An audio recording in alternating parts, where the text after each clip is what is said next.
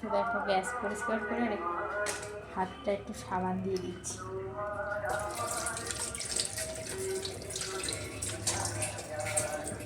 আর ওই যে হাতের গ্লাভসটা দেখছো, ওগুলো একটু চিমনি পরিষ্কার করার জন্য ওগুলো বেশি লাগে, কারণ চিমনিতে হচ্ছে তেল চিটচিট করে আর হাতে লাগলে বড্ড তেল হয়ে যায়।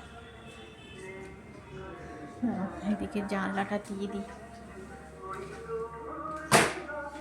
তো চলো, ছাদে তো এখনো মাদুরটা বিছিয়ে রেখে এসছি, দাঁড়াও চাদরটা নিয়ে নিই, ঠান্ডা পড়ছে।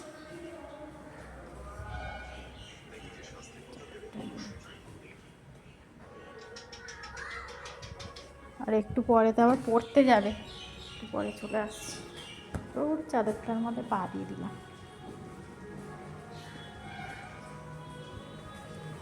ধরো জলের বোতলের কথা আবার বলা হয়নি, ভুলে গেছি। দেখো কই গো, জলের একটা জার নিয়ে যাবে, 3টে জারই ফাঁকা।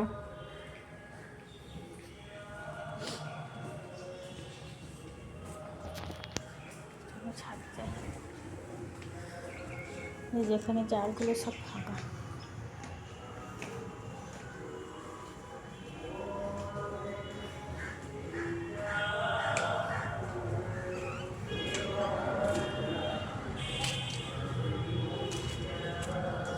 গাছগুলো জল দিয়েছে আমার পোলা, দিয়ে জল চারিদিক করে, আর এখন করে নিচে চান করতে চায় না, বলে আমার ঠান্ডা লাগছে।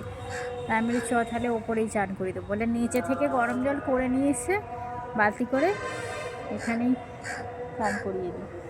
কী করবো? আর শীতকালে রোজ রোজ চান বন্ধ দিলেও তো শরীরটাও তো গরম হয়ে যাবে, বলো। তো এই আজকে চান করেছে, বলছে আমি আরে 1 মাস চান করবো না। আরে হ্যাঁ, গায়ে আমি জল কালকেই ফেলে দেবো। দেখ, গরম জলে চান করবে, তাও নাকি আবার 1 মাস ছাড়া ছাড়া চান করবে।